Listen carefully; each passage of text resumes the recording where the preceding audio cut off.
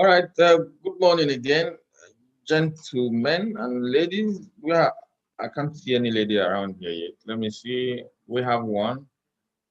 Okay, we have Elizabeth and only Elizabeth. So good morning, lady. Or good morning, our lady. And oh, okay, I learned Edet is also a lady. Edet. Okay, good morning, ladies and gentlemen. I believe you have. Those of you that were here on time, you should have tried your quiz for today. We've seen some scores. The scores are too high for me to discuss anything with you. I was expecting people to score 0, people to score 20. If you are scoring 70, 80, 90, then I don't have anything to tell you. It's as good as able just discuss and leave this place. Okay. Do I still have more scores? Let me see. Let me check our dashboard if any other person has attempted. If I see a score that is a little lower, then I can feel free to start talking. Otherwise, we're going to go ahead to chat. Let me peep at our dashboard on the other screen. Okay, I'm even getting 100. So what should we do? Maybe we should just go home. Anyway, those of you that want me to still stay and then chat with you, maybe for the sake of chatting, can I see, just write on the chat column, just write yes, stay, write stay. Hmm? But I'm sure I'm staying with people that want me to stay around. I don't want to keep repeating things like, we have this rhyme we sing in primary school: one times one, one, one times two, two, all that stuff. I don't want to come here and then my discussion with you will sound like that. So I'm watching the chat now. Can I get your feedback? Let me have your feedback, please. Your feedback. We stay or we should go?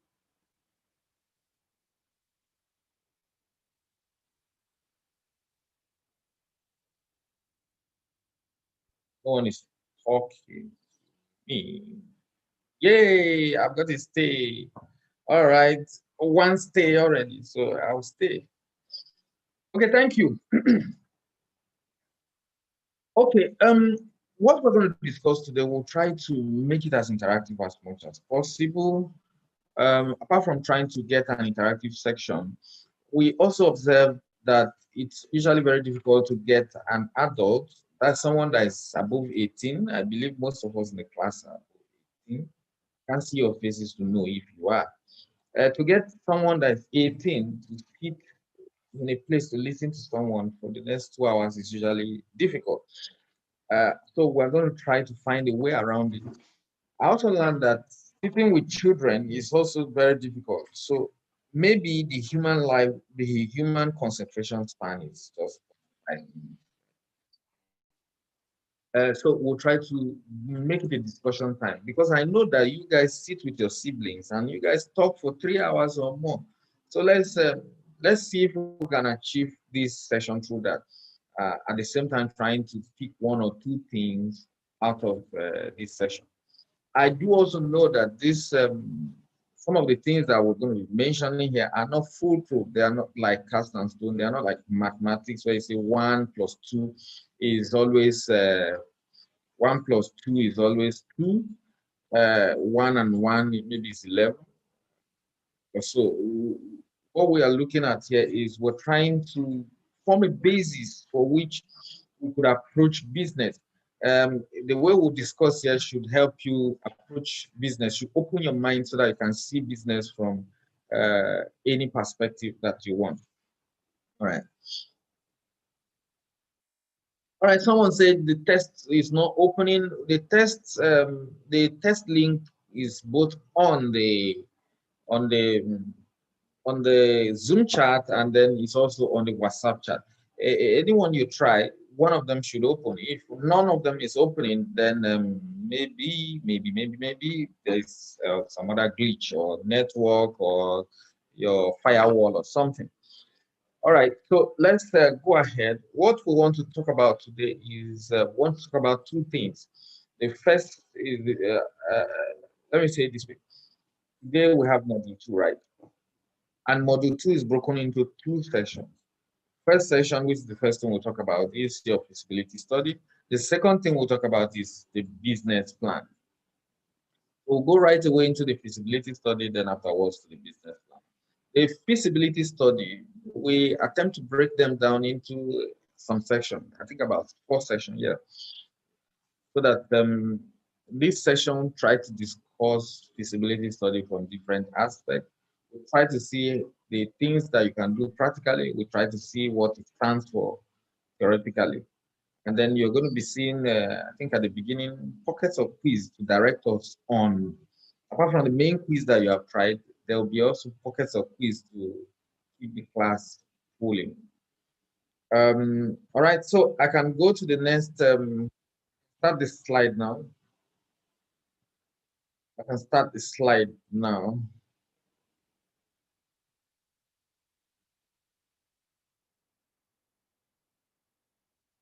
Section 1, like I say, is feasibility study.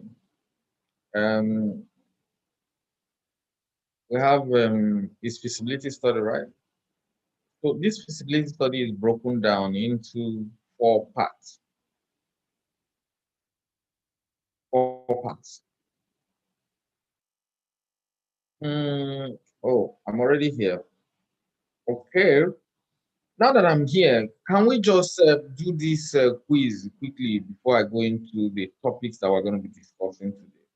So I need you to, these questions are, I'm not expecting you to give me answers that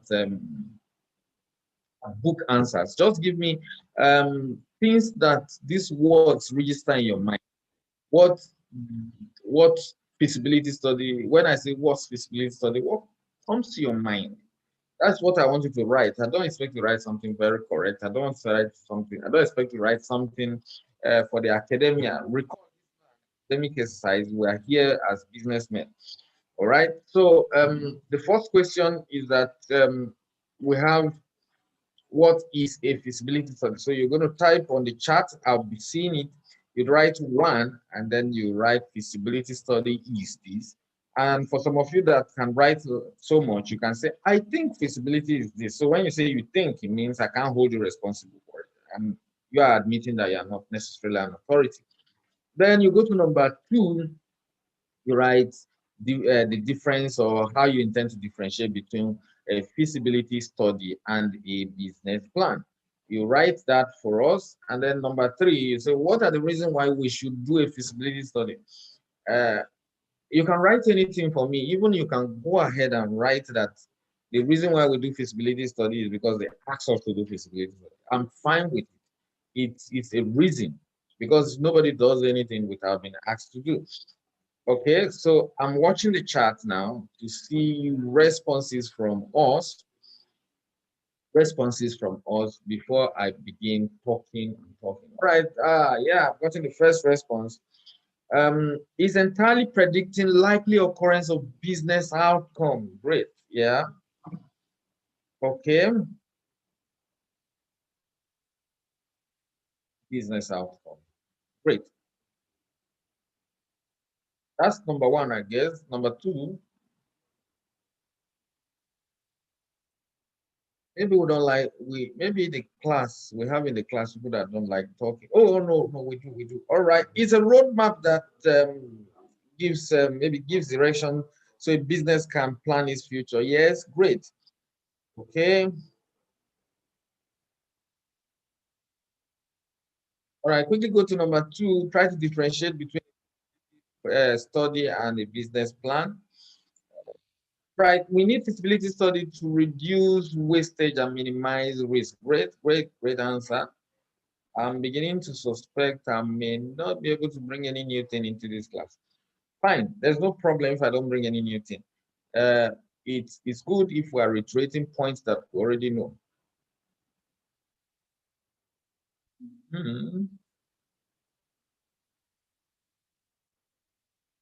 Techno, come on, is welcome. Someone is writing on my screen already. All right. Okay, we'll take it up.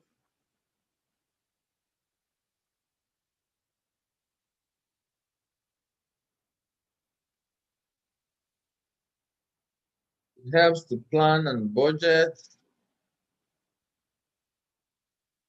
It's the reason why we do feasibility study. I full class. I hope we are not, some people are not just, class is full in the sense that everyone is free to talk, whether you're an introvert or you're an extrovert. Okay, to predict likely outcome of investment. All right, thank you very much. I appreciate you, Sylvester, for your active participation. And yes, sorry, I'm just logging in now. And you are welcome. Uh, uh, what we have been saying is we if you can see the screen, we've asked 3 questions that you can answer from your mind. This is a business class, it's not an academic class. Write anything you want to write. So we're waiting for answers.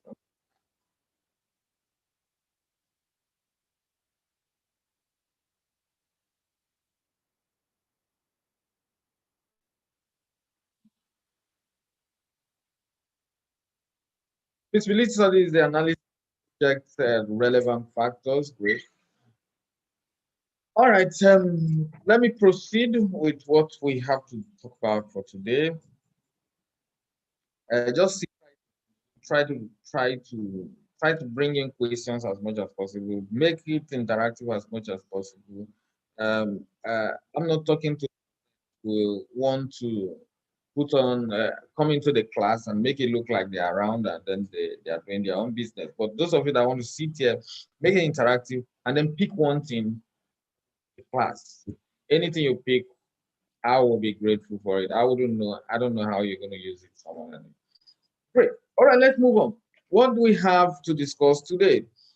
We said we on feasibility study. That's the first section. We'll be talking about what are the 4 things we'll be talking about. First, we want to know what feasibility study is, and we also want to know what a feasible business is. At least, um, since it's a class of business, right? Want to know what feasible business is. At what time can you say that your business is feasible?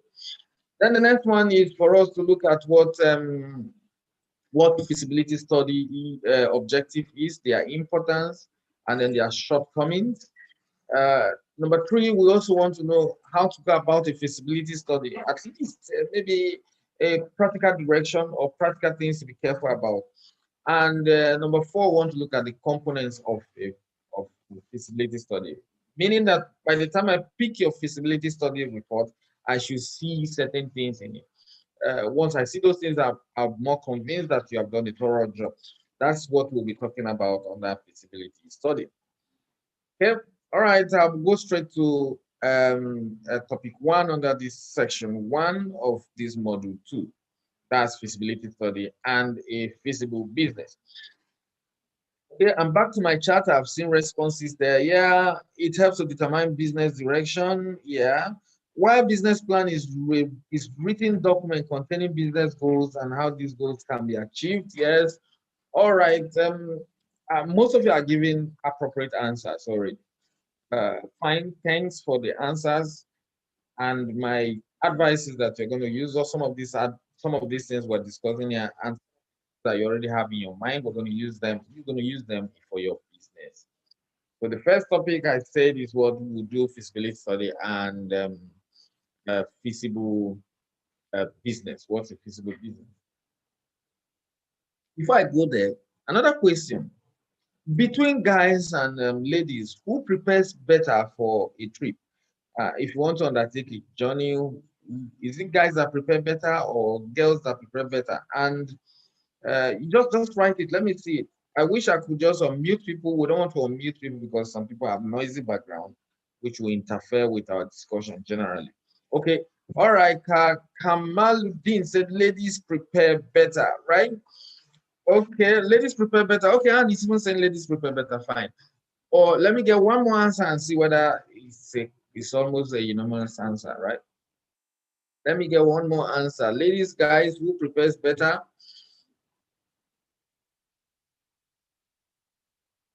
Nobody's talking again. Either men, men. All right. Someone says men prepare better. All right. Whereas most people have said ladies, and I have always thought that ladies prepare better because they carry big bags. They put all sorts of things in this bag. Someone else is saying is men. Maybe, all right, men prepare early, but ladies are more articulate and business minded. Okay, great. All right, I'm excited with these responses I'm getting because I've asked this in the previous class and the response I'm getting is not like this. So on one side, they say men prepare early, meaning that most likely that men think ahead. But when it comes to ladies, someone is saying they're articulate, they're business minded, they look at issues around. Okay, now that's not the major thing I want to get at. I want to point us to the fact that someone does preparation for their trip. And when you're doing preparation for your trip, there are variables there are things that you look ahead and you consider. You could consider, what if we get to a place we don't have water? What if we get to a place we need to eat, and all sorts of that. But some people say men don't look at it like that. They just make sure they have enough cash, that once there's cash, they will get water wherever they go. They will get fuel wherever they go, and all of that. The major issue here for me is not necessarily who prepares better, but the fact that some form of preparation before undertaking a trip. And that's exactly what we want you to do in business. Do an adequate preparation for your business before you undertake, before you set out. Yeah, your idea, the fact that you have an idea behind your head doesn't mean that you have undertaken any study. You have not. It's like having an idea behind your mind. You say, I want to travel, period. But what about the preparation for this trip? The preparation for this trip can be likened to our feasibility study. So we'll go to the first section, the first topic, which we define what feasibility study is. We say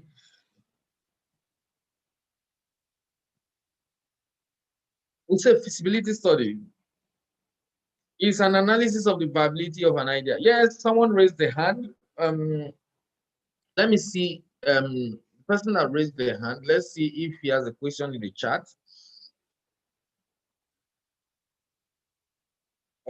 You have a question for us? There's no question. Okay, no question, no question, no question. But someone raised their hand. All right, fine. Thank you. If you have a question, just put it on the chat. I'm going to look at it and I'll answer. Uh, Feel free to raise your hand on any issue, right? And if you want to tell me what feasibility study is, fine, write it for me.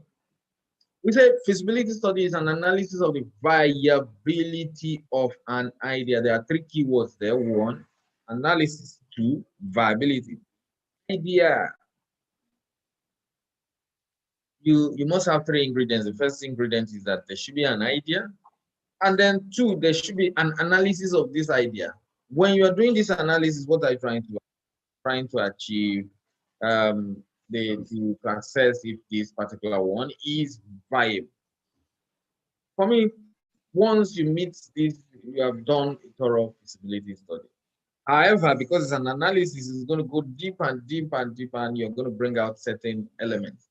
All right, let me put this question. If you have an idea, such as you want to make a machine that can feed people, you put it on your desk, put it on your dining table, and then you sit in front of this machine and it feeds you and you walk away.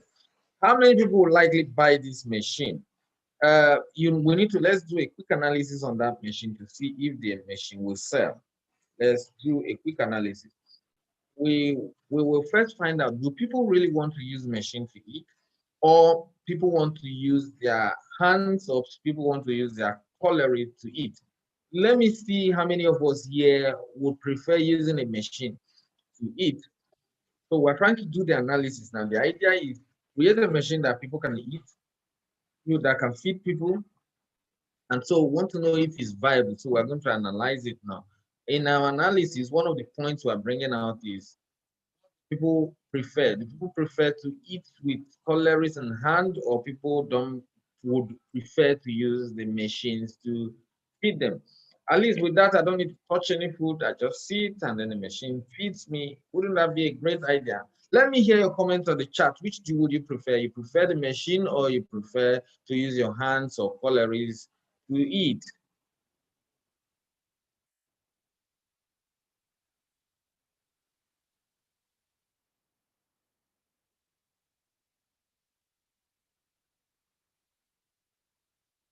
I'm not getting any answer. Does it mean anyone can go?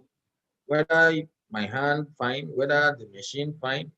Or you really, really have a preference. This time around, we're talking about people parting with their money. All right. Yes, I prefer to use my hands. I prefer hands. Cutlery, right? I've gotten through responses. There is no machine here. Oh, somebody should tell me they want the machine. And again. All right. Well, this small analysis we have done suggests that my machines might not sell. Why? Because people prefer to use their hands. All right, someone is saying it all depends on the situation you find yourself. Someone is preferring the machine. Most people say they would rather use their hands. Most of the time, people say they use their hands because they assume or think that the food is more delicious when you use your hand or when you use your cutlery. And because we're businessmen and we're not talking about anyone with health challenge here, right? We're not talking about anybody with health challenge. So we're talking about the normal person. So if you look at it, you will realize that this my idea of creating a machine may not sell. I might take the machine to the market and people might not buy.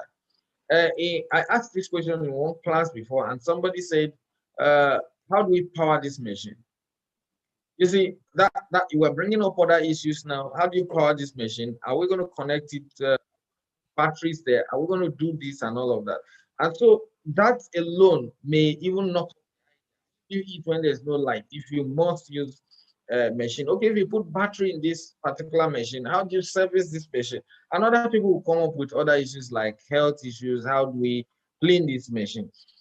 All these questions we're asking are analytical questions. That's why we say feasibility study is an analysis of the viability of an idea. So once you're done with your analysis, you this machine will fail. Right. The last sentence there, we say it looks at this study looks at the viability of an idea with an emphasis on identifying potential problems and attempt to answer one main question. Will the idea work and should we proceed with it or should you proceed with it? So once you're done with the viability, the next thing is that you're identifying potential problems. And then once you have seen this problem, you now answer the question with this idea. So I'm putting the question back to all of us participants in this class now. We may have our idea already. Some of us have not commenced business. We plan to start. We may have our idea already. Some of us have commenced business. We're only expanding. Some of us are bringing new ideas into our business. So the question we're asking here is, and I need you to go back and ask yourself the question sincerely. You need to ask this question. Look at the viability of your idea and then look at potential problems. Then you answer yourself this question. Should I proceed with it? Once the answer is yes, then you are good. That's the beginning of your feasibility study. All right, let's go to the next slide. We want to differentiate between what a feasible business is. Want to know what a feasible business is, right? We're saying a feasible business is one where the business will. We have 4 points here. The 4 points are: one, check whether the business generates cash flow and profit. Listen to that carefully. Does the business generate cash flow and profit? And we say will, that's the business will it withstand risk it will encounter? You can see the use of the will twice there, meaning that so long as you're in business, we will be facing what? Risk. So the important thing is, can your business withstand this risk? If it can, fine. Then if your business can withstand this risk, then we're going to say um, um, uh, you have met one of the criteria. Then the third criteria is, will it remain viable in the long term? Will it remain viable in the long term? 4, can it meet the goals of the founder? Can it meet the goals of the founder? All right, if your business or any business can meet your goal, fine, you've checked one. Then the second one is, can it remain viable in the long run? For example, those of you that decide to go into the business of making masks because of the pandemic, yeah, how viable can this your business be in the long run? When by the time they bring the vaccine and people are no longer, the COVID is no longer a threat, will your business continue? These are issues that you should look at as well. Then we say, will it withstand risk? You all know risk occur every time. Even business, there are, we have two types of risk. We have the downward risk, and then or what we refer to as pure risk. Um, Whenever this occurs, something negative happens. That's all. Adverse happen. That's what we refer to as pure risk or downward risk. The other one that you hear people say business is risky, speculative risk, right? Or referred generally as business risk, meaning that you could go to the market, prices can change or prices can fall. You may gain or you may lose. It might be favorable, it might be adverse. So these are the two types of risk. Every business will likely face the two. The least you can face is the business risk, even if you don't have any form of downward risk.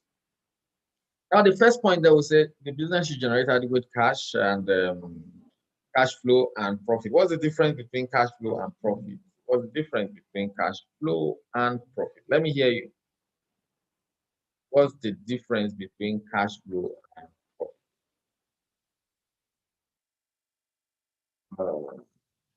Yeah, talk to us, talk to us, talk to me through the chat. Okay, while you are still writing the meaning of or what you think cash flow is and what profit is, let me give two examples that may help us, that may help our definition. We have a debt in the class and we have an in the class. Two of them decide to go out and sell oranges. The other decide to buy orange, 10 oranges for 10 naira, that will be 100 naira, right? And also decide to buy 10 oranges for 10 naira, that will also be 100 naira. Edet went out and sold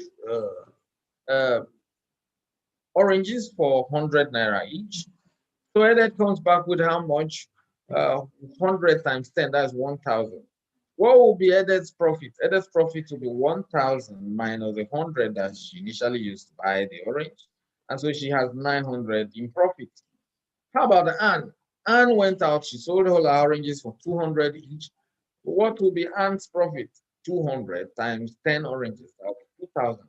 Because she bought hers for 1,000, and so she has 1,900 in profit. So you can see a debt has profit of 900 and has profit of what? Of 1,900. But there's something else I didn't add. That is the fact that a debt sells only on cash, whereas Anne sold all her products on credit to collect the money on a future date. So these are two business models. I don't know which particular one you would prefer, but one is generating adequate cash flow. The other one is generating plenty cash flow or only cash flow and generating some profit, but the profit is not as high as the other one that is generating little or no cash flow and generating high profit.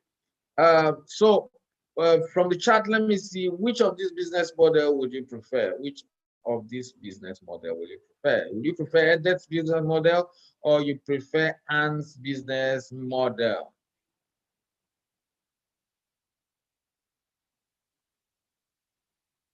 Do I still have you in the class? Do I still have you in the class or they are gone?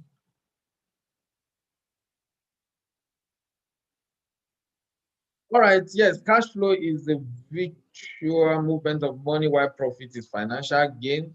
All right, I prefer the cash flow. Yes, you mean, what do you mean? That's a debt model or Anne's model? Which one would you prefer? And Edit sells only on cash and sells on credit, but has plenty money. Okay, Sylvester is raising a hand, right? We have a debt, only a debt model you want, right? Even though, um, even though, even though Anne is making more money, right? Oh, Sylvester prefers both. All right, those of you that prefers both, you have also answered what we're saying. The first is generate adequate cash flow and profit. We're saying you should have the two, but you should balance them and you should have them. All right, Sylvester is raising his hand, right? Can you write it or you want us to unmute you? You write on the chat. I'm going to tell everyone, or you want us to specifically unmute you. And if we're unmuting you, ensure that your background no noise.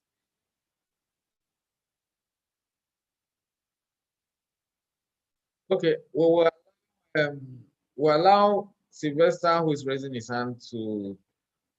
Okay. All right. Thank you. We have. Okay. Thank you. All right. So let's move ahead. But there's something else I need you to know about feasibility study, almost like a commandment. One, the things that I need you to note. Anybody with a business idea should conduct a feasibility study. Period.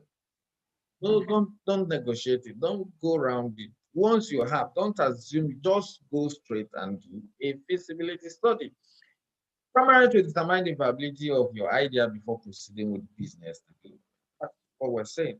Other things we have other things that we need you to note as far as feasibility study is concerned. Recall feasibility study will address things like where and how the business will operate. Where will the business operate and where and how will it operate?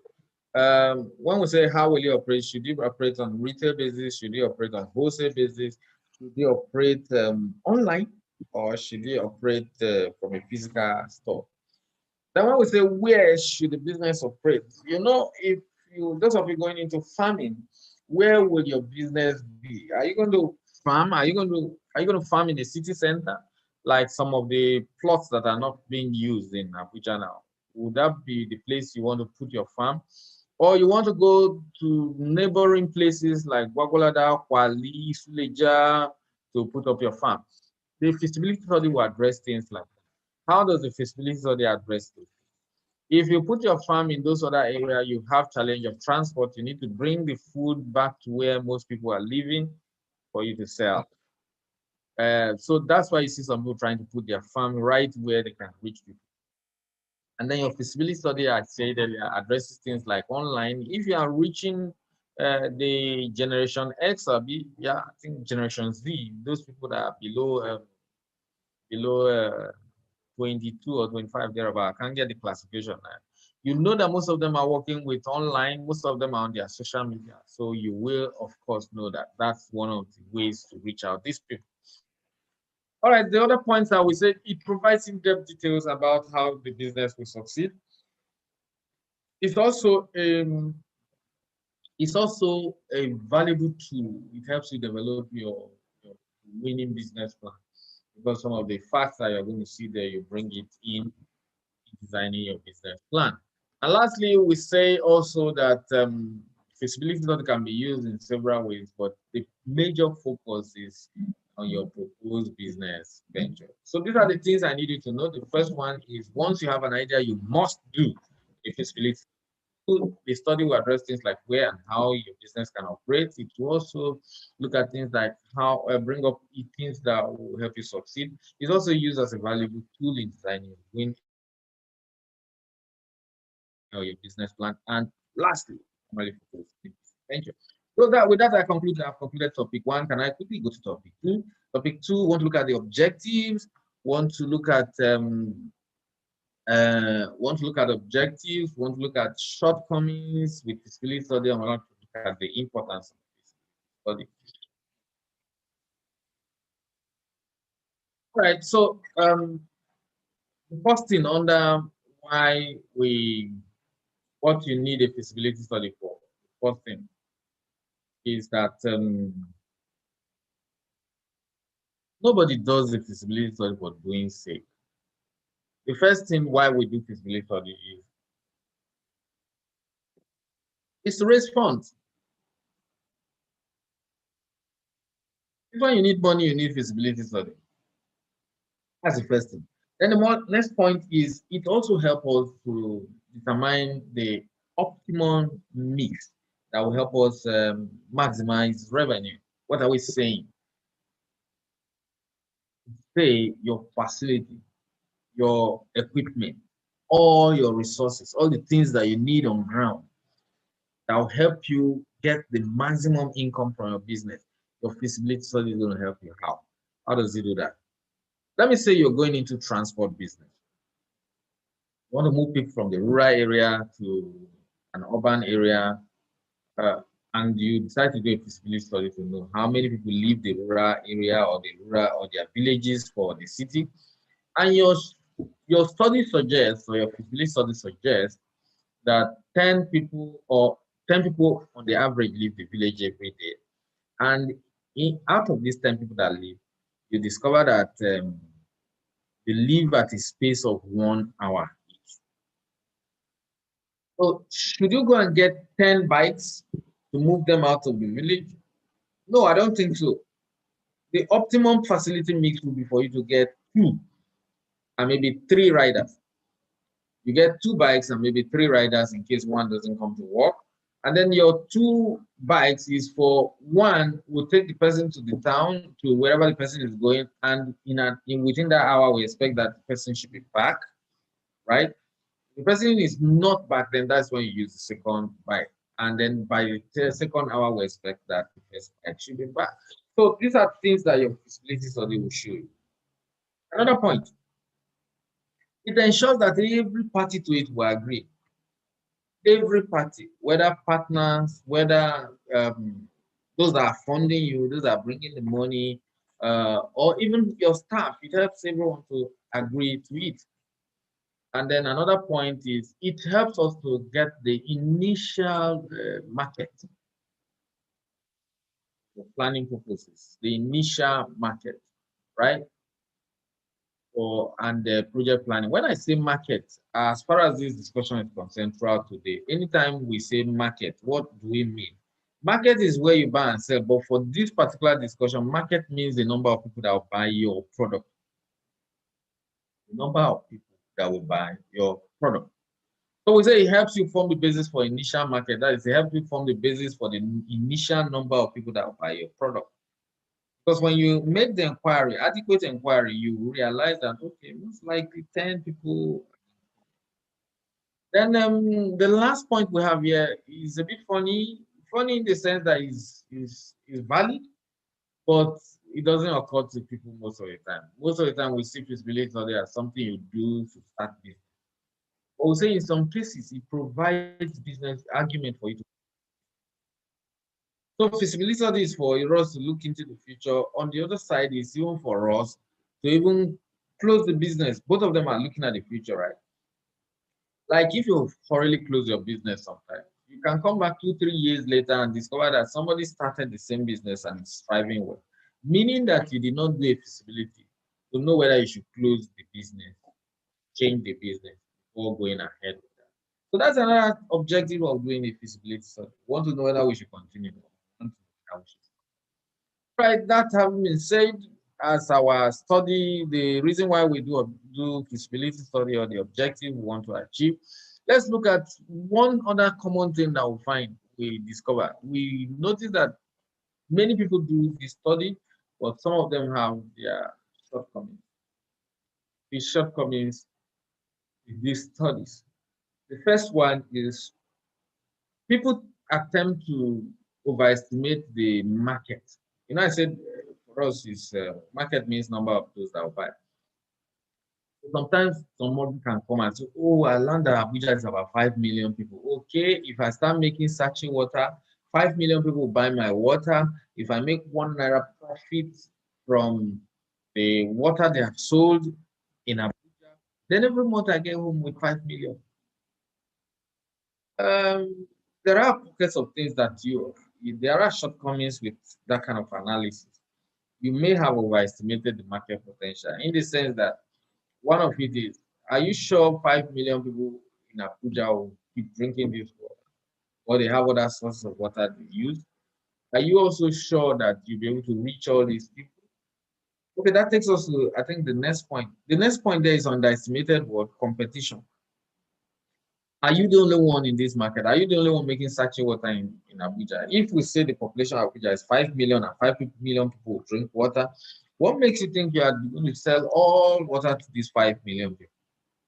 You may have underestimated competition. There are people that also sell this water. Some people that even understand selling water better than you. Some people have more colorful packaging than you, and etc. etc. All right, that takes me to the other point, which we say plant capacity not compatible with market size. We say market means number of people that will buy. So the size of the number of something from you, your capacity is not equal to it. What did you plan? Perhaps you will sell to, we say 5 million people. You need equipment that can produce for 5 million. So sometimes you will say, okay, I'm going to sell to 5 million people, and then you're going to get equipment that can only produce for 1 million. There would be problem. Or on the other side, you go ahead and then you buy facility that can produce for 5 million. Whereas you can only reach 500,000, you're going to have issues. Another point, another thing that it easily is importance of management or manpower skill. We say manpower skill because you see, certain businesses that require certain kind of skill, some experience. Don't think that you will definitely know or understand this very well. There are some people that have been in some business for long, so you need to tap into those people's resources to help you. And then another point is market projection based on insufficient data. What's your market projection? Your market projection is that 5 million people are in Abuja. Uh, is that information sufficient? It may not be sufficient for your purpose, in the sense that these 5 billion, how many of them use this type of water? How many of them can afford your product? How many of them, these are things that you should do. And lastly, we observe also that a couple of people overestimated availability of infrastructure.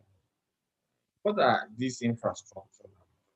Like you can go to a place like Bali and say, okay, fine, let me get like 20 hectares for my farm. You go there, you get 20 hectares for your farm, and you didn't consider infrastructure such as small bridges, small culverts that are on the farm. How do you get the products out of your farm to the city? These are things that some people overestimate, that they just assume there's road. And when you're trying to move your product out, you now run into. So you should also assess your availability of infrastructure when you are considering your business. So that's some of the shortcomings that we notice. And lastly, on this other topic is, why is feasibility study very important? All right, we say importance of feasibility study. We have here with us four. One, we say it lists in detail all the things that you need. When you are doing a feasibility, you realize that you'll be able to come up with the things that you need, make the business work. And that's why you're even going into feasibility. You know the right equipment to get and all of that. Then another point is that it identifies logistical and other business related problems. So we say logistical, like I mentioned in the other example, your farm is far into the hinterland, and how do you get them out? Right, apart from how you get your product out, where do you store them? Now you have harvest full of tippers or full of pickup. Where do you keep them? Your house may not be able to contain your farm product. So you need a warehouse. These are issues that your feasibility study should bring out. And of course, it helps you to develop your marketing strategy. What strategy will I use? Should I keep selling to people that I know, or I should move my product to where the product doesn't exist, which we refer to as a market development? Or should we even, you could come up with your marketing strategy in terms of, or you could use the 4 Ps. You say, is my price right? Is the place I'm selling it, is it okay? Is the product okay? Or is even the promotion I'm using, are they all fine? And lastly, the importance we say, which we have been reiterating over and over, is that it serves as a solid foundation for developing your business plan. Solid foundation. All right, that's the end of topic 2 in this section 1 of this module 2, which states the importance, shortcomings, and objectives of a feasibility study. So we'll go into the other side, that some practical things that you need to note when you want to begin your feasibility study. So that's the next topic. We say how to go about the feasibility study. How to go about the feasibility study. Essentially, what we're saying here is there are things that you must note. First, identify how, where, whom. Identify how, where, and whom product suit. Where and how you intend to sell your product. Like you recall, I said, if you want to sell a product to people that are very, very young, in their 20s or thereabout, or even late teens, you need to use the social media. We observe that most of them are there. Most of them are somehow connected. So how is to maybe use online. And then where, I give you an example of where your customers are, you have to find out. Then whom your customers are, you also need to find out. Another thing is you have to also assess, as you are preparing maybe your questionnaires for your feasibility study, you have to design the questionnaire in such a way that it will give an assessment of your competition. Like, some other people bring this product here. When they bring this product, what are some of the qualities of this product and all of that? You need to assess your competition. And then another interesting part, which is the third one, is you have to know how much money do you need for this product. And not just how much money you need. The second part of how much you need to keep to spend on the business before it is fully established. Some people, the error they make is they just go and find out how much they need. They know they need equipment. They know they need to rent a place, and then that's all they say. Give me so amount, and I can start my business, without critically looking at how much you need to keep buying raw materials, how much you keep paying staff until the business itself can start running on its own. So these are things that you have to find out in the field when you are doing your feasibility. All right, the last thing I want us to note before we go is pre-feasibility study. What am I saying? We have been asking you, go and do feasibility study, go and do feasibility study. But now I'm coming up with another idea entirely. I'm saying do a pre-feasibility study. Why am I bringing do a pre-feasibility study? I do realize that going out to do a full-blown feasibility study is going to cost you time, sometimes money, and energy. Yeah, I think time is related to energy, right? It's going to cost you energy in the sense that you're going to go out. Sometimes your investigation is going to take you a whole day. It's going to wear you out and all of that. So let's find a way around it. Before proceeding with a full-blown feasibility study, what are we saying? We are saying that you may want to do some pre-feasibility study of your own. If you find out early on that the proposed business idea is not feasible, it will save you time and money. Like from here, the small feasibility study we did about the machine suggests that most people will not be buying that machine that will feed people. With that, I can close the transaction and move ahead. The other thing here, if you see the screen, we say a pre-feasibility study. If you can see my cursor pointer, a pre-feasibility study may be conducted first to help sort out relevant scenarios. So you sort out some scenarios like if you do this, what will happen? If you do this, what will happen? Under the study, it's not when you get into the field, you are brought in your machine and start saying, if you do this, you may not have all the funds to start doing that. Then another one we say is sometimes you could go ahead to chat with a consultant. He will help you with the pre-feasibility study. But by the time you bring in a consultant, we advise also that you do this pre-feasibility study with the consultant so that if your idea passes the pre-feasibility study, you will have understood some things that are important to that business. So keep this advice at the back of your mind when you want to do your feasibility study proper. All right, that's it. Can I go to the last thing in under this section? The last thing here is the components of a feasibility study. Why we say components is that there are things we expect to see when we pick up your feasibility study. At minimum, you should address some of these things. So we want to see some of these things in the study report. If that is true, it means that when you are going out to do your feasibility study, you should have questionnaires designed to address each of these areas. The key areas here are the four in the middle. Not the first point you're seeing here, which says description of business, and not the last point where you are seeing here, which says conclusion.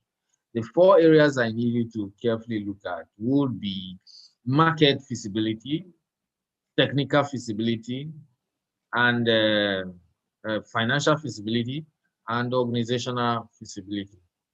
A code for it so that you can remember. You can use it, you can say that it stands for M 4 times, not the other Ponzi stuff that had 3 M. This one is 4.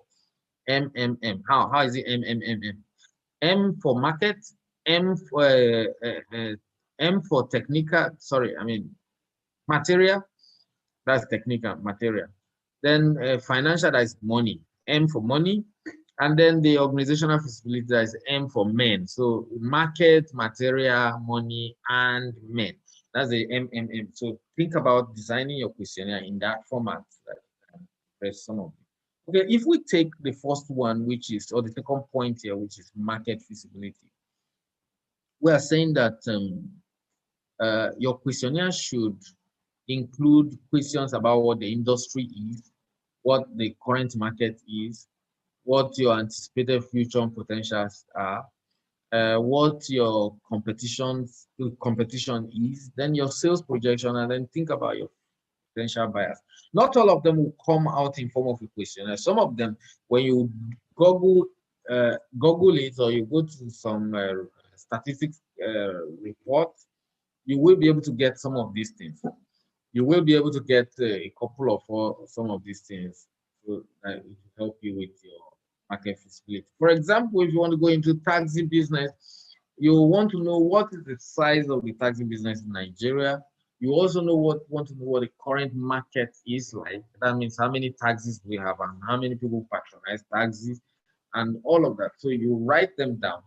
They help us to know, or they also help you to it's a form of you're already studying your business. When you write it out, when you bring it out, it means that you have an idea of your business. So before anybody, or during the interview for your loan, if you are asked certain questions, you should be able to answer them carefully. Your answers will tell us that you have a good grip of your business, or you have a good understanding of what. Other point, technical feasibility. You tell us details how you will deliver a product or service. How are you going to give it to how do you get it to the customer? Like if you are doing online business, how do you ship it from your warehouse or from your house to the people that are getting? Of course, we expect that you would have had a discussion with all the dispatch riders around your neighbor or near you, understanding with them in such a way that once somebody places an order, the person pays for it, you or you talk to a dispatch rider, they pick up your product and go and deliver it if people pay before delivery. And if you want to do a cash on delivery, you can also have an arrangement with your dispatch riders or with the dispatch rider company. They will pick up your product, collect your cash, and bring it to you. So you look at some of these issues, they should be able to give you details of when you're doing your technical feasibility, details of how you intend to deliver a product. Apart from delivery of a product, what technology do you need in manufacturing that product is something that we also expect you to discuss. area. All right, financial feasibility, that's third item in the fourth item that we've just pulled out, selected for critical examination. Your project,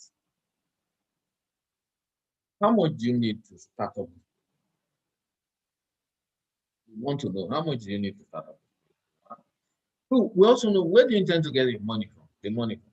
Okay, for this particular project, we know that we're getting it all from the microfinance, NISA microfinance. But as your business expands, you realize that we can no longer support you from NISA microfinance because our cap limit is 10 million. The business becomes big, you start looking for 50 million, you start looking for 100 million. Everybody looks for money to expand business. You are aware Dangote looks for money. Dangote is, I think his net worth is put at around $9 billion, right? Well, he's starting a project. His refinery is worth about $15 billion. So you see, he will always need money, even though he happens to be the richest man in Africa.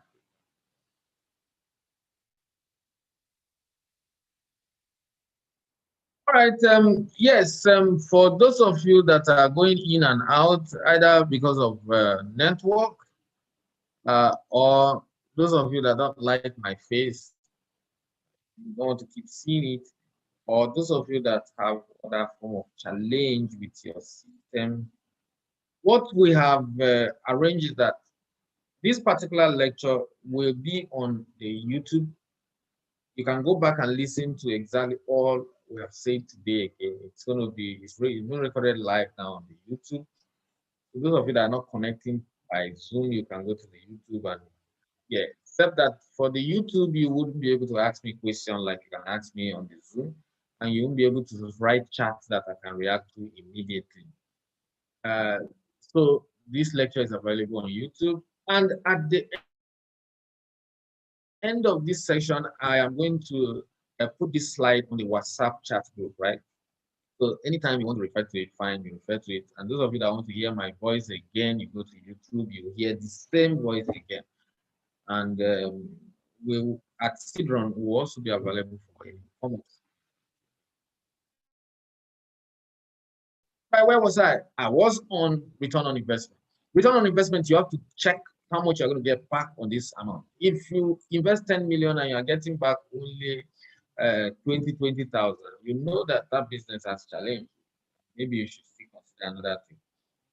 So that's what we are saying under financial feasibility. And then the last one, which is organizational feasibility.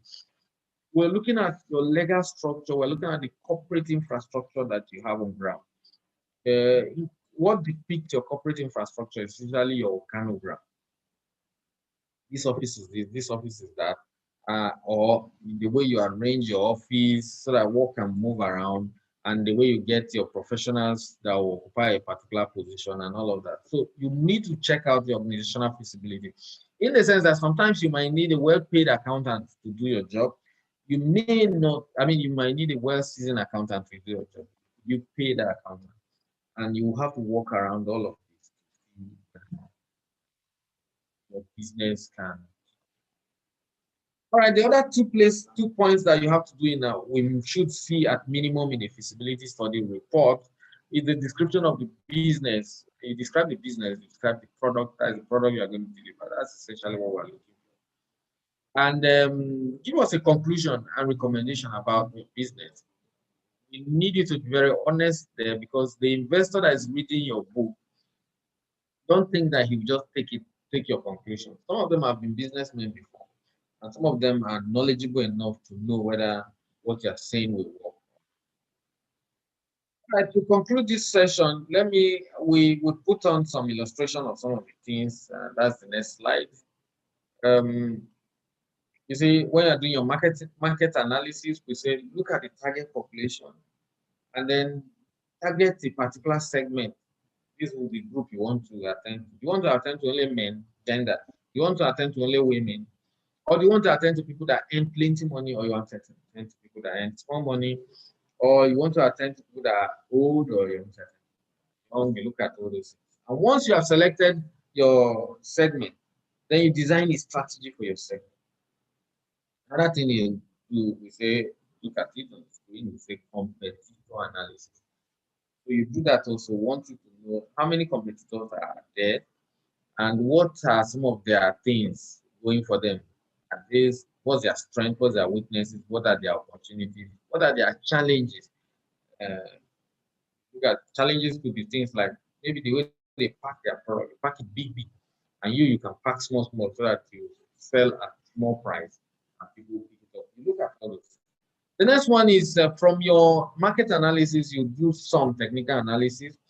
The technical analysis include where are you going to locate, what equipment are you going to get, who are your suppliers, who are your personnel, I mean key personnel, people that technical skill, where what raw material will you be using and where will we get this raw material? It's going to be locally sourced or foreign sourced.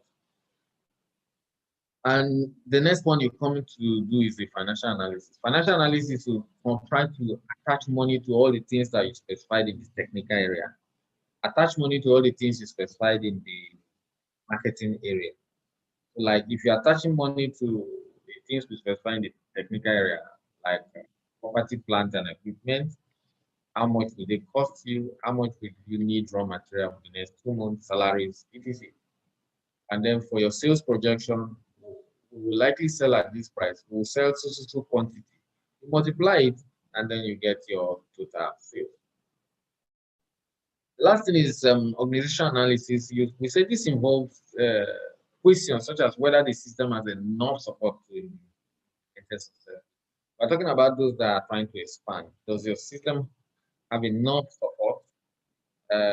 Can maybe the staff there do some of the things that you're bringing in? And then will it bring excessive amount of change? I also want to know whether the organization is changing rapidly. Can it also solve?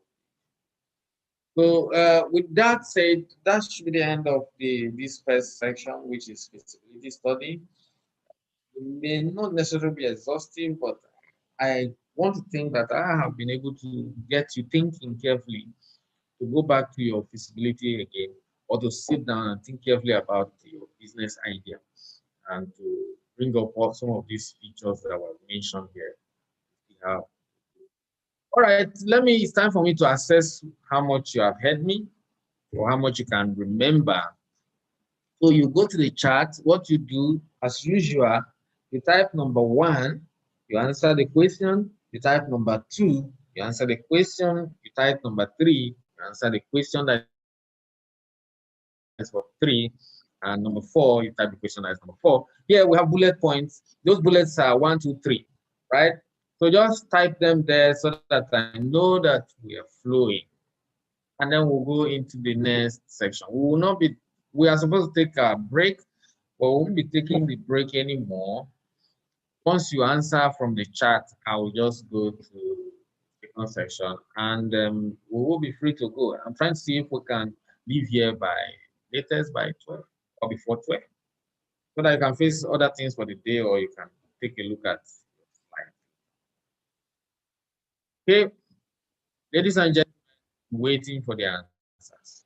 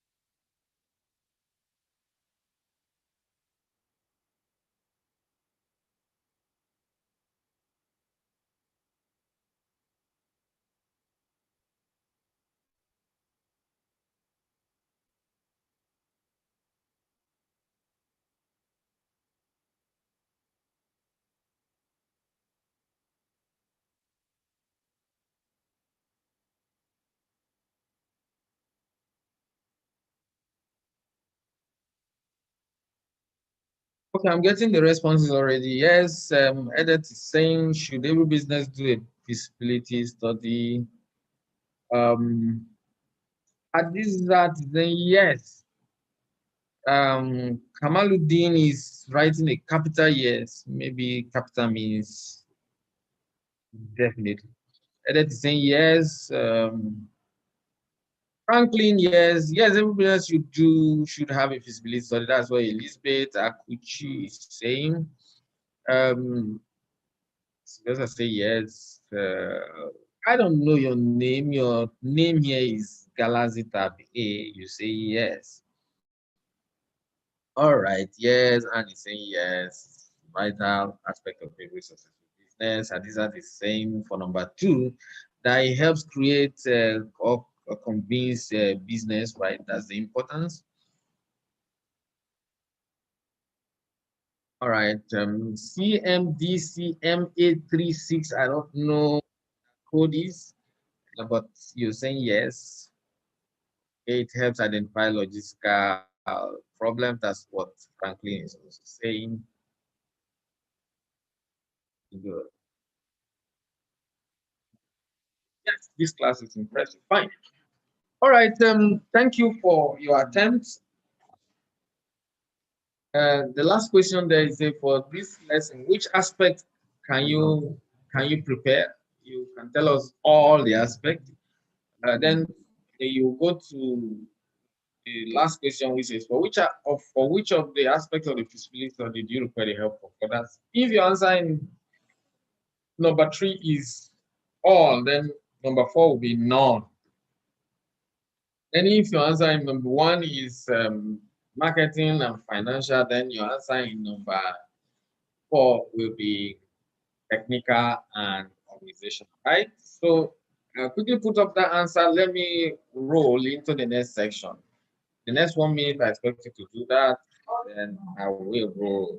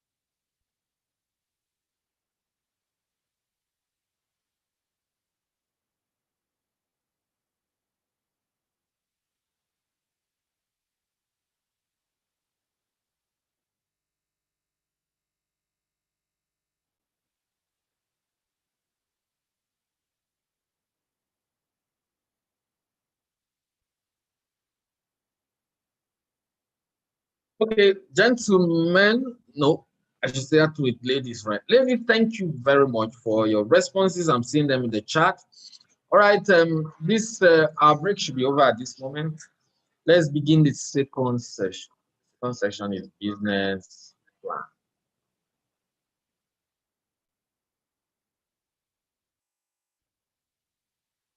I can see the answers are still coming to the other one for feasibility study. But because I said we'll leave you on time, let's just move into business plan. Right, business plan. In this section, we have about 7 points that we're going to discuss. We'll discuss them on a quick section. We'll discuss them quickly, and then we are going to go. The business plan is very much related to your feasibility study. It's just like a feasibility study, you want to identify whether you can put up a building. So you checked out the land, you've gotten the land, and then you come back, you meet an architect and say, I have this piece of land, put up a building plan for me. So that's what we're doing. So we have discussed extensively about the land and why we need the land. It's for organizational purposes. It's for residential, sorry, residential purposes. So we're looking at it now. Our feasibility study is for the purpose of our business. So we're looking at the plan. How do we go about this business that we have come to agree with? So let's quickly discuss that under 7 items. Right. First one, executive summary. Two, business description and mission statement. Three, business concept and strategy and the value proposition. Four, market summary and competition. Five, competitive advantage, what risk and risk. Six, resource planning and team. Seven, financial projection. Something I need to put about what we have mentioned here is uh, these 7 items should even be the 7 sections that we'll see in your business plan. These are the arrangement might differ a little, but it should follow almost what we have here. The places that will differ will be from number 3 to number 6. There could be some modifications in your presentation. But if you look carefully at what we have outlined here, you will see the sequence. The first one is a technical summary, which is summary of the business plan itself. And then, of course, because you're doing a business plan, you describe the business, and then what your concept, what your strategy is, what are you bringing on board. Then you talk generally, number 4 now, then you talk generally about the market, what competition is going on, want to hear all of that. And then number 5, which is your competitive advantage SWOT, meaning that want to hear more about your business. Number 6 is and 7 is your plan. While 6 is other resources, how you can plan other resources. 7 is the financial plan itself. Right, so we start with the first one quickly. Executive summary. What's the executive summary? Executive summary is a summary of your business plan. When should you write your executive summary? Write your executive summary at the end of the business plan, meaning that I don't expect you to start jotting down your executive summary immediately. You start with it when you are done with your business plan. Where do you put the executive summary? You put it at the beginning of the business plan. So what are we saying you do now? You write the other 6 items, then you do a summary of the 6 items that you have done, and then you put it on top as the first page of your business plan. Why do you put it there? The person reading it are usually executive, they don't have time, and they want to quickly read what you have in detail. Just want to have a picture of the summary. Afterwards, they can pass it to maybe their PA or whoever. Okay, having said that, what should our executive summary look like? Here is what I recommend. Your executive summary should not exceed 1 page. I could say 2, but my personal recommendation is just keep it at 1 page. Keep it very catchy. Keep it very colorful. Ensure it contains everything in the business plan. Find any way to be creative about how to reduce it and ensure that the major points are all captured on that 1 page. Right. Next one is your business description. Describe the business. We say what? Describe the business. And when you're describing the business, tell us is that as CAC, or we tend to register it as CAC, as limited, as partnership, or sole proprietorship.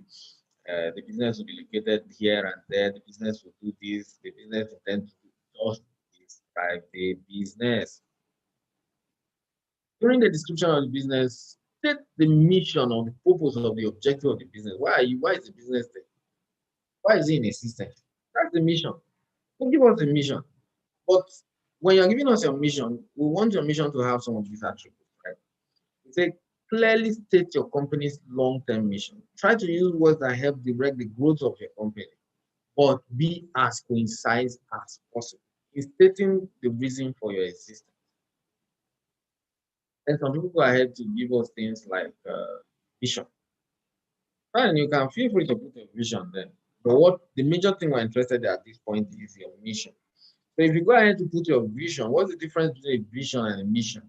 A vision is desired optimal future state. What do you see your business look like in the future? Whereas your mission is the purpose of your existence period. These are the things we want you to let us know. They serve as introduction to start.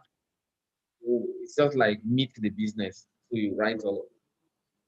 Then the next point is your business concept, your business strategy, value proposition. For your business concept, you want to know what model like you are using. Then talk about the strategy, how you intend to go about allocating your resources to bring the maximum revenue. Then the other one is a value proposition, is what you are telling the customers that you. For example, under the business concept and strategy, you know we have Uber. Uber is a taxi. Uber, Bolt, Taxify, whatever the other name they go by now. The traditional taxi business we know is that if you're going into such business, you buy your taxis, you hire drivers, and then they go around looking for customers here and there. And whoever they are able to pick and pays the fare, we get our returns at the end of the day. But there is another concept entirely, which is the Uber, the Taxify or Bolt type, where they don't buy you these vehicles. They don't hire any drivers for you. They just have the network of passengers that will likely use the vehicle. And so you bring your vehicle, they give you to access it, and then they hook you up with passengers. These are two different things, but both of them. So that's why we're saying give us your business concept and give us your strategy.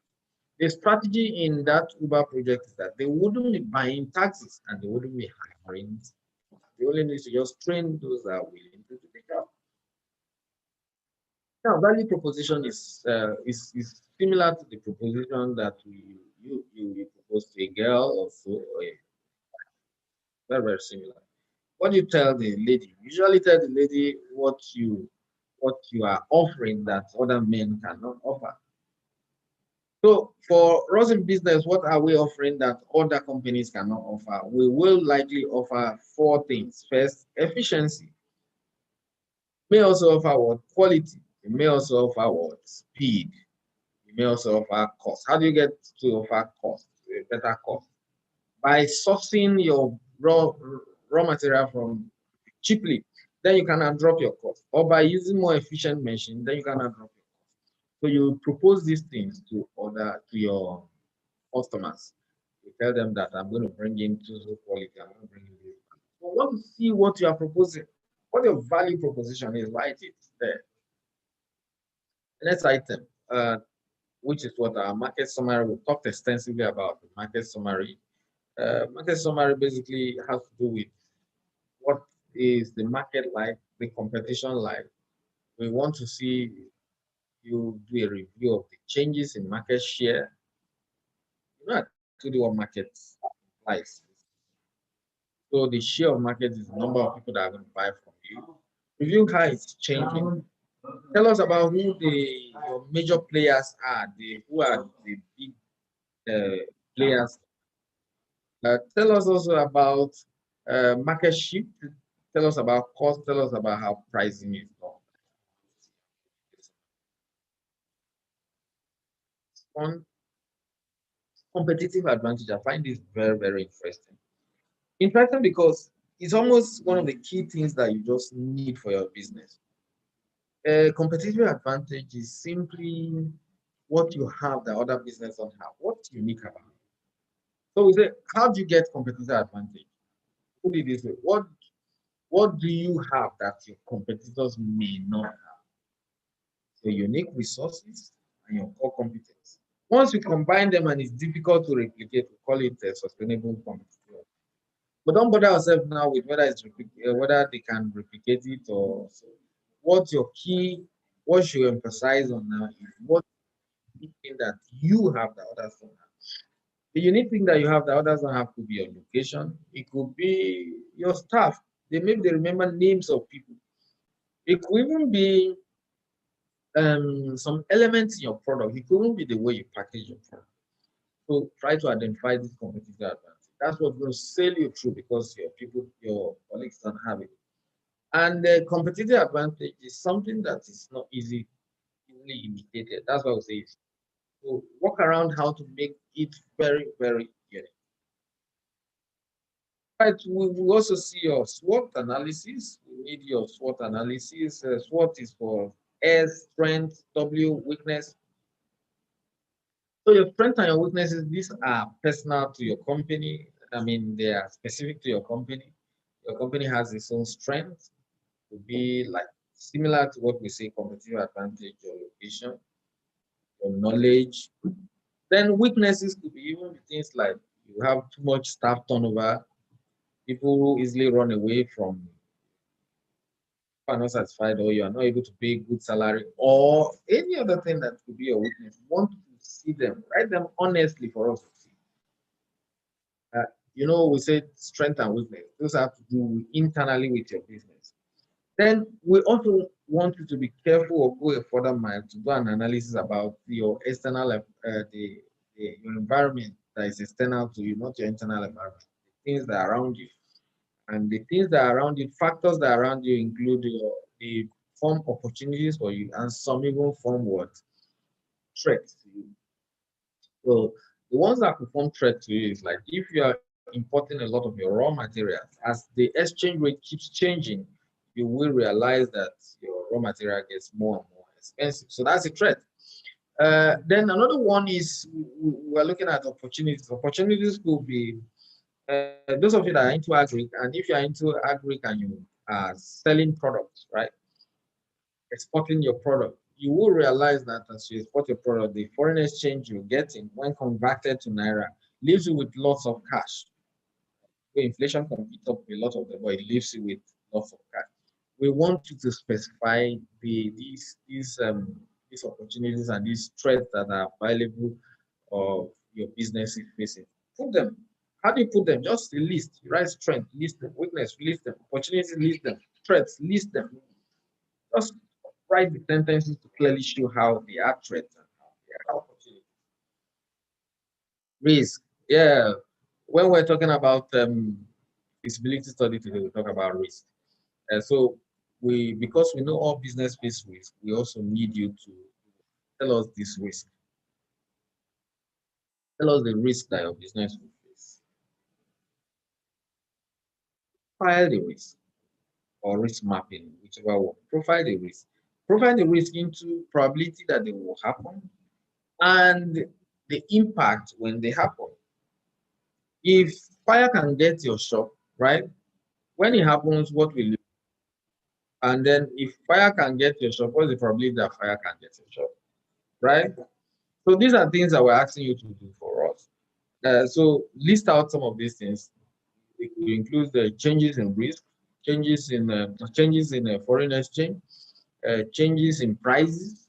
Maybe you are selling your product at 20 naira, and you suddenly realize that people are not willing to buy at 20 naira. That means they buy at for 10 naira. We need you to do all those kinds of risk analysis. The risk analysis you're doing could include if you give something to somebody on credit, will the person pay? But for this section, we want to see what risk will your business face. Tell us, profile it. This kind of risk will likely occur, and then profile it into when they occur. This is the impact. You could use color, red, yellow, green, so that we can see the ones that are easy on you.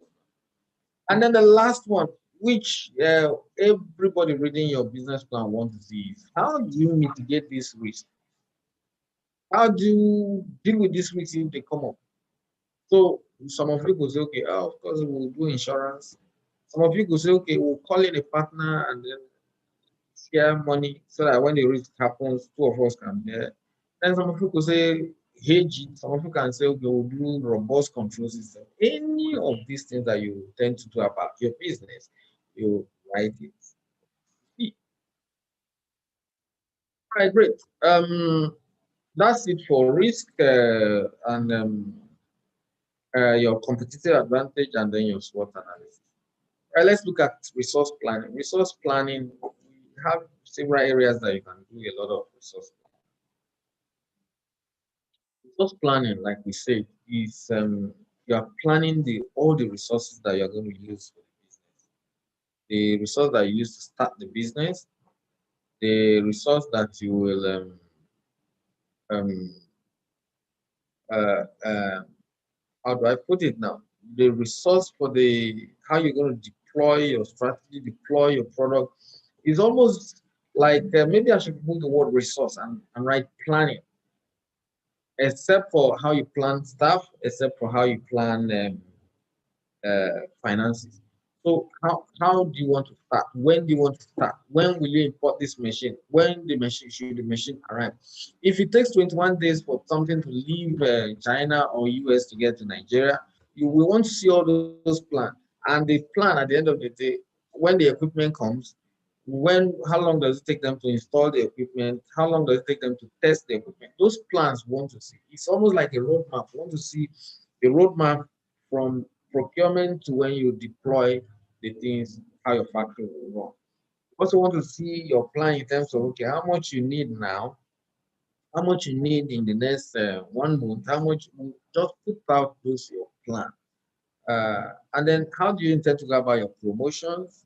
All of that, we want them planned out. Your distribution, we want them planned out. That's what we want to see in this section. You can see that the section is critical, uh, critical in the sense that it helps us know how adequate you are prepared. And remember, we say your resource, your business plan, if it has to be robust, it's going to mean that you have what? You have a good feasibility study. You will realize that if you link the feasibility study to this resource plan, most of the information will be coming from your feasibility, how you intend to plan your deployment of commissioning of your. All right, the next one, which is on a more specific area, is your more specifically is your the people. Talked about the other one you could refer to materials, right? That is the resource planning, all the materials, all the marketing that you need to do. But this section is your team, the people, the human beings you're going to use for this particular business. So apart from yourself, sometimes we will ask you to step aside as maybe a chairman or step aside to watch the business from another angle if you know there are certain experience you don't have. Or you go and learn these things quickly before coming to do your business. So under this section, we're going to see three critical things. We need you to list the number one, we need you to list the CEO and the key management by name. Let's have their name. This is Alagbaja Okonkwo, he will be CEO. Want to see Hadiza Dewale, she will be this person. Want to see Basi, want to see these names, right? And then their designation. Then put your organogram for us. You know what an organogram is, or organizational chart. That pictorial picture showing how the place is structured, where you have the MD, they will draw arrow to maybe operational manager, draw arrow downwards to marketing manager. Put it like that so that you understand how your business intends to come. We also want to see beside the list of the people you are bringing, maybe like a table or how you present it. You start again by writing the name of the CEO. Yes.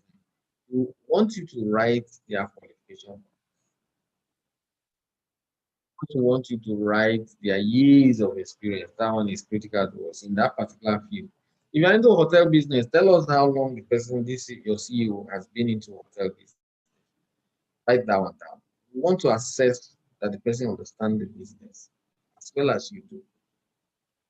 Then another one that matters to us is write the person's previous accomplishment. When the person was working, what did the person achieve? What has the person been able to, what landmark has the person been able to achieve in the previous business that the person has want to, or where the person has been working? Write those things. If I recall, I said we need the person's years of experience, right? Did I mention that? I can't recall. Okay, if I didn't write the years of experience in that business, we are not particularly interested in your qualification. Though it's important, we want to see the person's qualification, it gives us an idea, but it's not as important to us as the person's years of experience in that. Where you combine the two, yes, it means you are the best man for the job.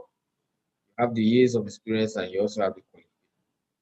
But where you have qualification, you don't have experience, we may have to start looking for. And then where you have the experience and then you don't have the qualification, we'll ask you to write our test. If the test suggests that you are compatible with our organization and you have the requisite skill and knowledge, we'll hire. That's what we want to see in this session. Right?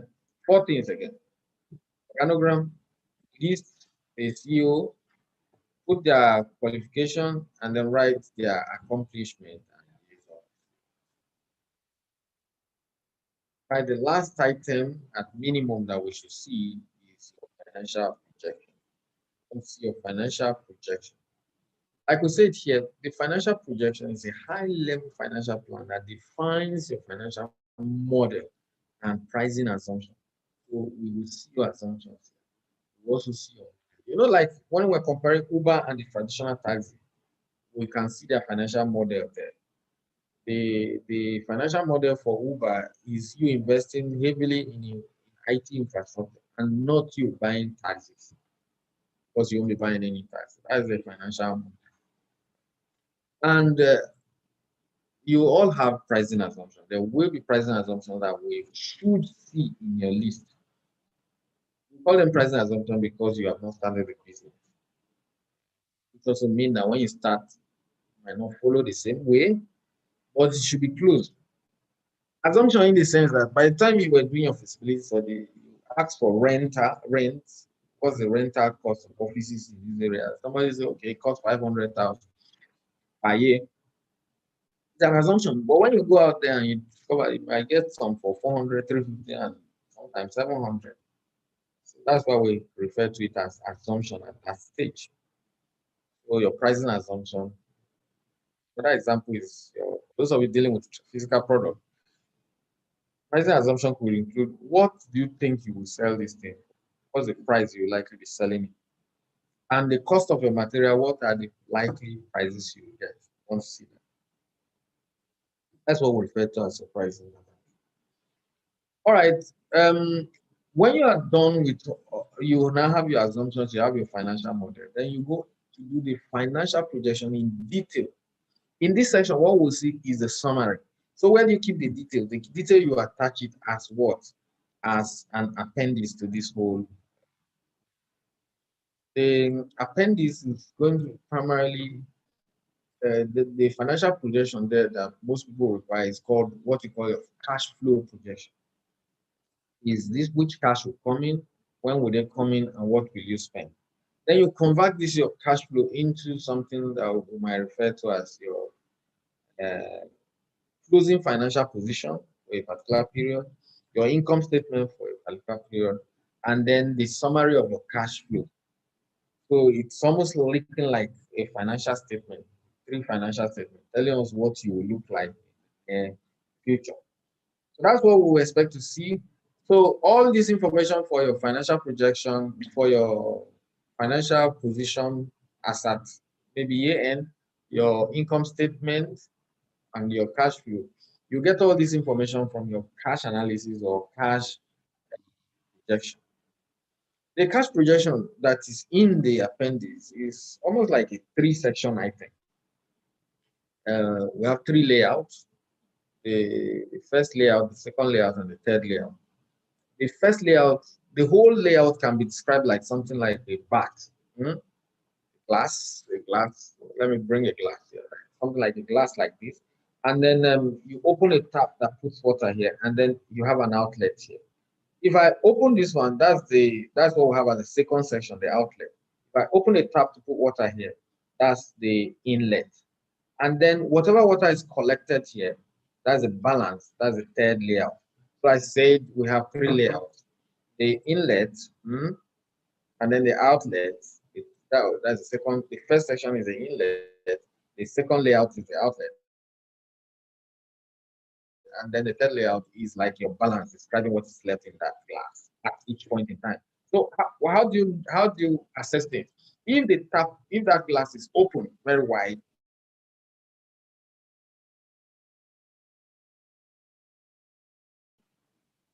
except if what is flowing in is flowing at very high speed, faster than that is going out, then you're going to have balance.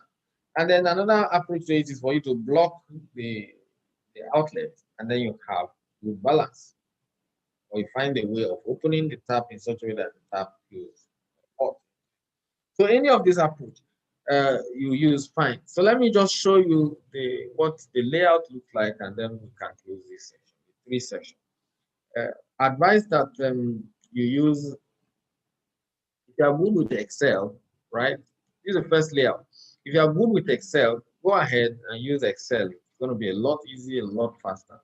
But if you are not okay with Excel, feel free to use to write these things on paper. Draw them into columns. The column to represent, the first column will be the description, the other columns will be the period. In months, in weeks. Like on the screen here, we have it in months. This is the most popular approach. Then for the description, because of the first layout has to do with the cap that is entering, so we refer to it as income. So it could be in form of sales, what you have sold. It could be in form of loan. If it's loan, you know it's going to come once. Or if the loan is staggered, then it comes the period that you're going to get. The addition of these two, or whatever other income is there, maybe payment from debtors, will give us what? Income. That's layout 1. Layout 2, which is your expenditure section, we have things like purchases, we have things like wages, we have things like rent. It will follow the same format too. The same number of columns into period. And then when you put figures in them, like if you put figures in this one, you can see here, have sales. You can see here, sales 600, loan 1,000, total income 1,006, purchases 800, wages 400, total expenditure 1,2. Okay, so let's bring in the third layout, which will give us a clearer picture of what. So this is the third layout. If you have any cash on hand, that is the opening balance. Put it there. And then, or you're bringing balance from the previous period, you put it as opening balance. We have total income, like in the other example is 1,006. Bringing it here. Total expenditure 1,002, you bring it here. So you do the math here now. 1,006 minus 1,002 is 400. And then the 400 we're seeing here, if you add it to this 300, you have what? Sorry, you have 700. So the next period, which is February, you bring, or you can go to Excel, because when you're using Excel, the additions become easier. You can easily program these things. What are the issues that we can face here? The issues we can face here, what if the total income is very small? Maybe 1,000. Yeah. How do you get this one? How do you spend 1,002? You will spend the 1,000 you got, then the 200 you spend it from the 300. So you have 100 here. You start the period with 100. You could run into more problems, such as if you don't even have any opening balance here. Your total income is only 600, and here is 1,002. What do you do? One option is to move these expenditures here, such a way that after a while it will be able to pay itself. Or you ask for loan, right? That's when you demand that, okay, I need this money. That's one thing. However, if after you've gotten those loans, gotten all sales and all of this, and your expenditure is far, far, far, far ahead, all period,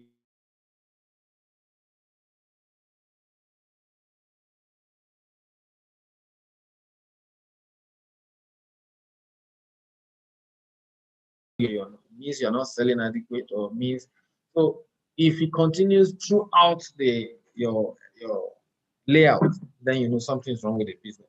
But if it starts with negative at the beginning and then it gets corrected after a while, then you know that you have done.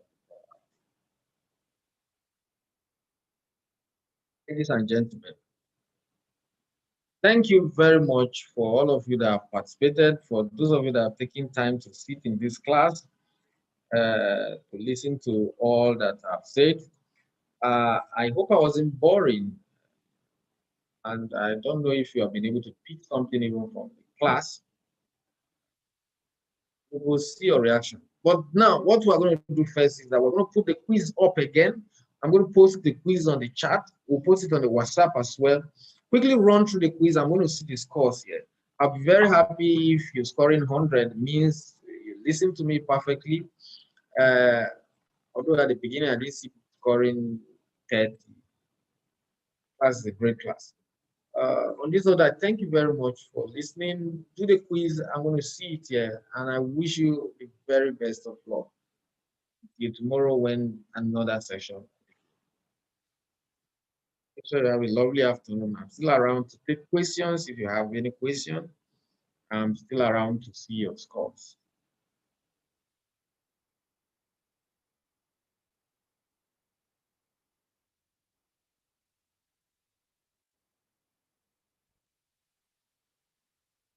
So what we'll do now, we're going to unmute. We'll ask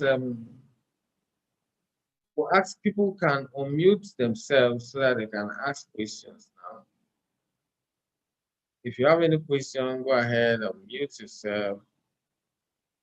Ask your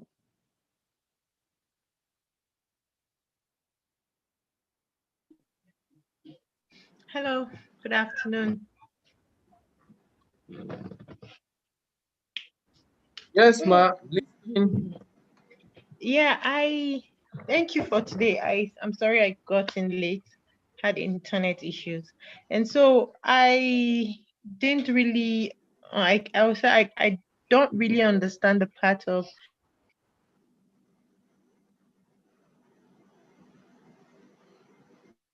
Oh, I can't hear her. All right, I guess it's network. I'm going to hold on until she gets back again. Okay, I'm back. I'm back. Sorry, it went mute. Hello? Yeah, hi. I'm with you. Okay, so I got confused at that part of the calculations where you explained about the opening balance and the what's it called? The layout was just kind of confusing. I just didn't get What are the steps anything. for feasibility? Scope feasibility, market visibility, All right. If I technical feasibility, market market evaluation,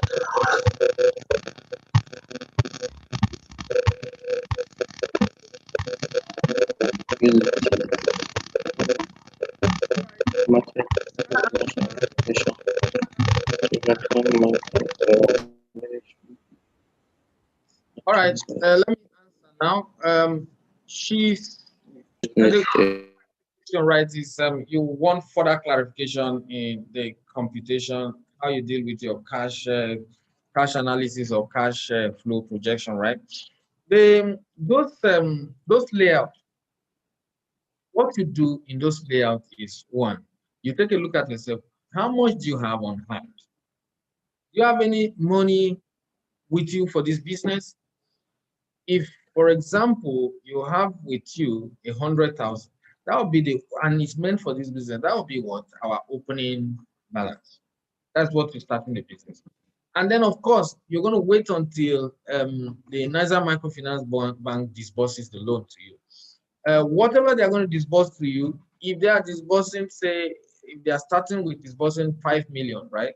Or 3 million, if you are qualified for 10 million. If they are disbursing 3 million for you to use in your cash, or sorry, for your working, for anything that you need to do, that's the figure you're going to put there, right?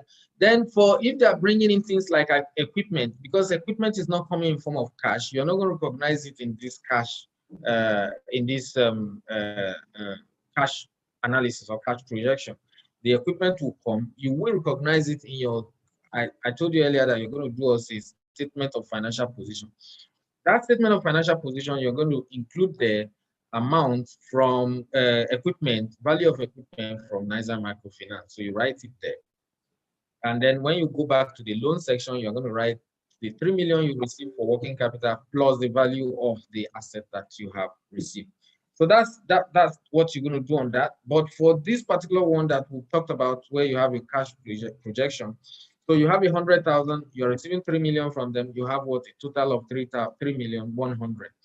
And when you use the 3,100,000 to buy things, rent, buy your raw materials, and then you try to sell them. When you start selling them, that'll probably be month 2. We don't know if you sell anything in month 1. So if it's what you sell in month 2, you start writing them down. Let's say your product is going for, one item is going for 1,000. If you're able to sell 50 of them, then you will know you have what? 1,050 that you sold. That's 50,000. That's what you got from sales. So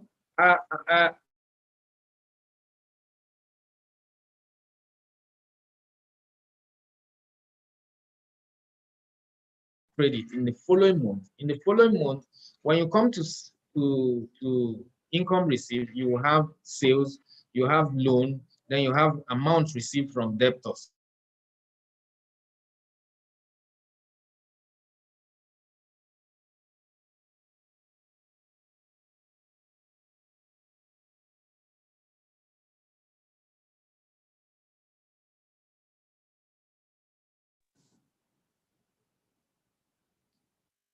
All right, I said, sorry for the break. I said the amount you receive, you will have what? The following month, whatever you sold in that month, you write it under sales, and then you have an amount for loan. The amount for loan, because you're not receiving any loan again, you put dash there. Then the amount you receive from your debtors, you're going to write the figure there. And then the addition of all these three sides will give us what we have as your total income for the period. And so you go back again to the expense side, which is the column under it directly, and then you bring in all that you have been spending. So that's essentially how you deal with this. Let me see if I can go back. Okay, I can't go back now at the moment. So, but if I have not clearly answered your question, just throw in a follow-up question so that I can deal with it. And if I had answered you, fine, you let me know. And if any other person has any other question, feel free to ask. Let's unmute.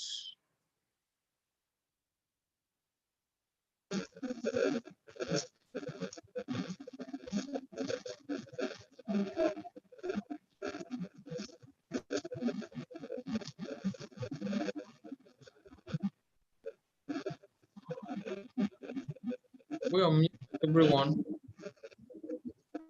I think everyone is allowed to unmute themselves now. If you have questions. All right, Franklin, did you raise your hand? All right, Franklin, raise your hand, unmute yourself.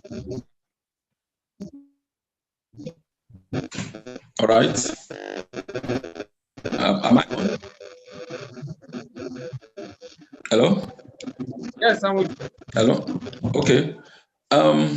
Please, I want to find out, like for some of us that are in farming, fish to be precise, you know, it takes, once you take in your stocks, it takes a period of 6 months, 5 to 6 months before you now begin to make sales.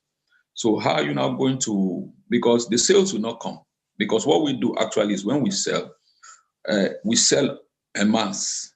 And so how will you now put those things in place? For example, because I know that from the first day you bring in your stock, all you do is expenses, your staff, your materials, that is feed for the fish, and so on and so forth, medication and stuff like that, drugs.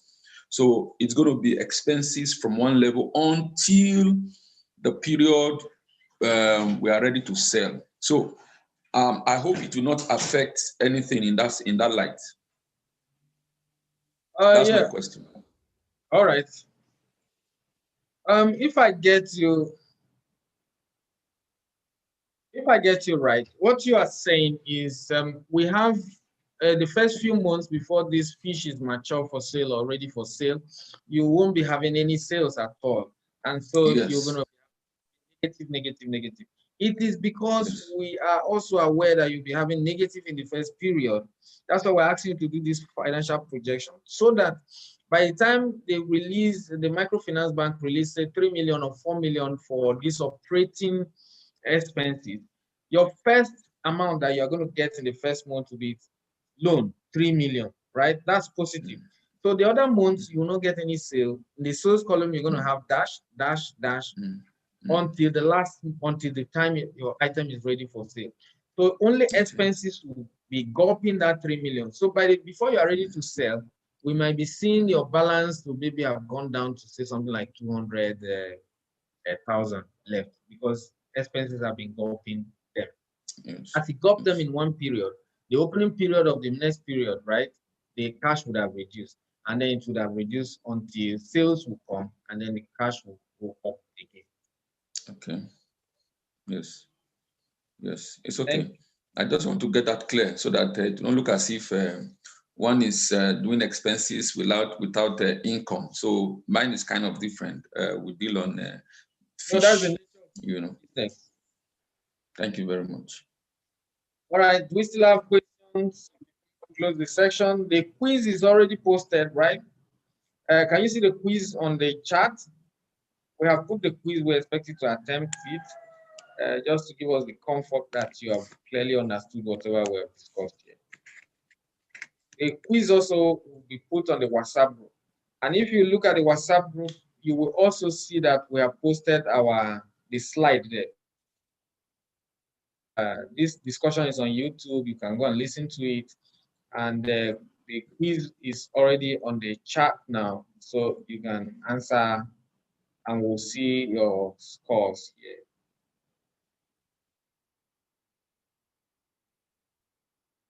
Ladies and gentlemen, if I do not have any question from you, we'll close the class 10 minutes after 12.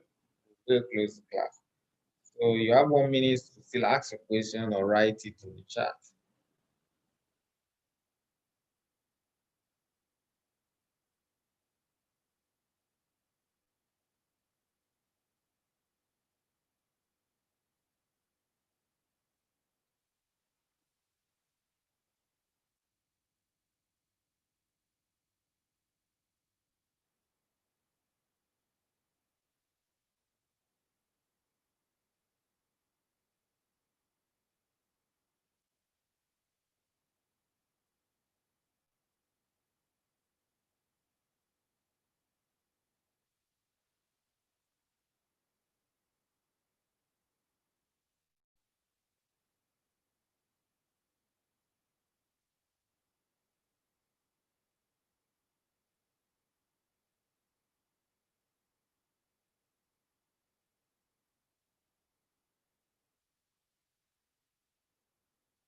All right, it's already 12:10.